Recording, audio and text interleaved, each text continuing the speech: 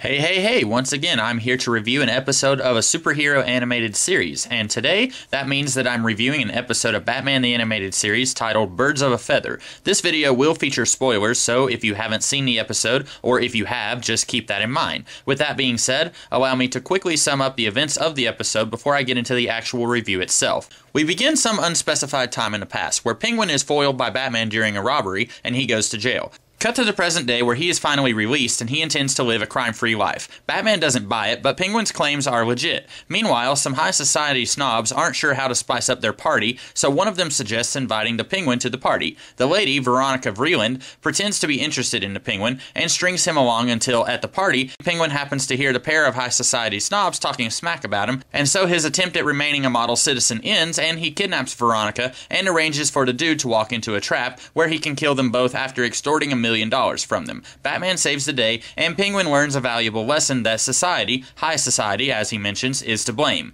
Cue credits. So I think maybe the best thing about this episode is that it makes me like the Penguin while still retaining his villainy. Sure, for about 70% of the episode he tries to be a good guy, but the fact remains that he tries to kill a couple of people with a big fake fire-breathing dragon thing, and yet the episode still makes me care for him and feel bad for him. There have been full-length movies, heck, there have been trilogies that have tried to make me feel sorry for the villain of the piece and failed, so for this episode to achieve that in 20 minutes is astoundingly good work. And despite this episode having kinda an emotional sting because people are making fun of the Penguin and using him for their own gains, it still has some of the funniest moments seen in this series since Robin did his own impression of the Bat voice. Especially good was, "He robbed us blind, but hey, what a giggle," and Batman's Peach bit.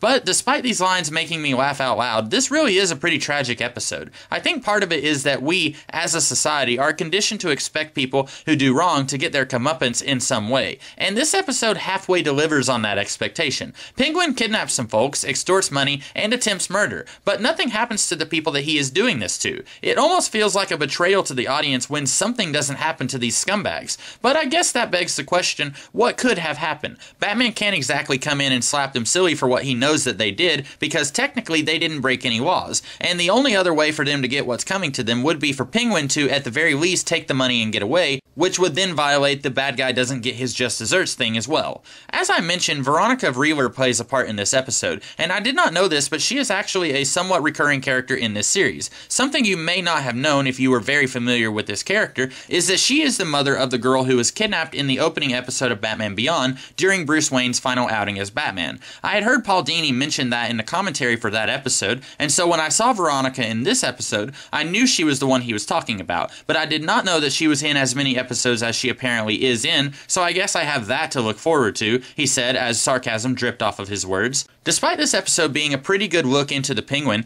taking him from that guy in the especially embarrassing episode I've Got a Batman in My Basement to a guy who you would like to see more of in this series, it does have some problems. For me, I've always wished that this series was a little bit more serialized. If a guy gets arrested in one episode, you don't want to see him living large in the very next episode without some mention of his arrest. Stuff like that always bothers me with this series, but as I've said many times before, this series was made at a time when live-action TV was only just getting really into the heavy continuity side of things, and for a cartoon, it was unheard of. I get that, but still, the Penguin was out playing cards with a round table of villains in just the previous episode, and now this episode tries to convince me that he went and tried to rob a museum, was put away, was in jail long enough to be legally released, presumably because he served all of his time, which would only mean that he was in jail for a few years. Realistically, it would probably be something like 25 years since he was a repeat offender, but I won't even get into that. The point is, just how much time has passed since literally the previous episode. I think I'd be okay with this if Penguin wasn't in Almost Got Him,